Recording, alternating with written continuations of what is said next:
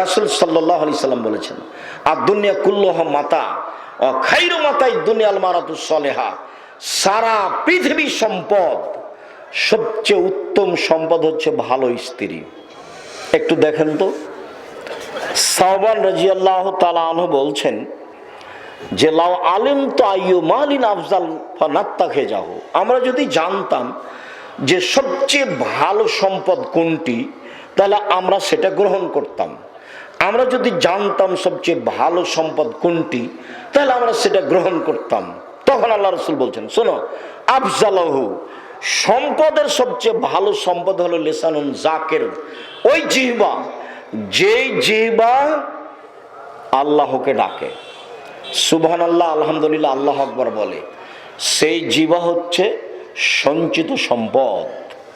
2, কালবুন শাকির, ওই অন্তর যে অল্পতেই সন্তুষ্ট, যেভাবে হোক না কেন, টাকা কম থাক বেশি থাক, আপনাকে আলহামদুলিল্লাহ বলতে হবে। 3, অজাওজাতুন মুমিনাতুন তুইনুহু আলা দীনিহি, ওই স্ত্রী সবচেয়ে দামি সম্পদ, যে স্ত্রী তার স্বামীকে দ্বীনের ব্যাপারে সহযোগিতা করতে পারে। সম্মানিত দ্বীনী ভাই বোন, আপনি রাত 12টায় এসেছেন, খানা পানি রেডি করে রাখলো, ভালো স্ত্রী নয়। রাত 12টায় আসলে আপনার খোঁজ খবর নিয়ে বলবে আপনি আসেননি, এই জন্য আমি খাইনি। আমি চাই না যে আপনি দেরি করে আসেন, আমি চাই এশার সালাতের পরে কোথাও থাকবেন না। কেন? রাসূল সাল্লাল্লাহু আলাইহি সাল্লাম এশার সালাতের পরে কথা বলাকে ঘৃণা করতেন, আর এশার সালাতের আগে ঘুমিয়ে যাওয়াকে ঘৃণা করতেন। আল্লাহ রাসূল এশার সালাতের পরে কথা বলাকে ঘৃণা করতেন। আল্লাহ রাসূল এশার সালাতের পূর্বে ঘুমিয়ে যাওয়াকে ঘৃণা করতেন।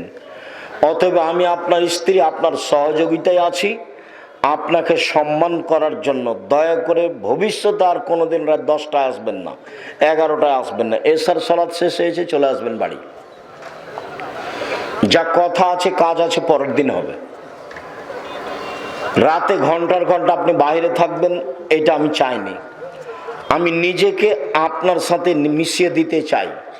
আপনার ভালোতে আমি ভালো, আপনার খুশিতে আমি খুশি। যেভাবে আপনি রাখবেন আমি সেভাবে প্রস্তুত। তাহলে গন্ডগোল হবে না, ঝগড়া হবে না।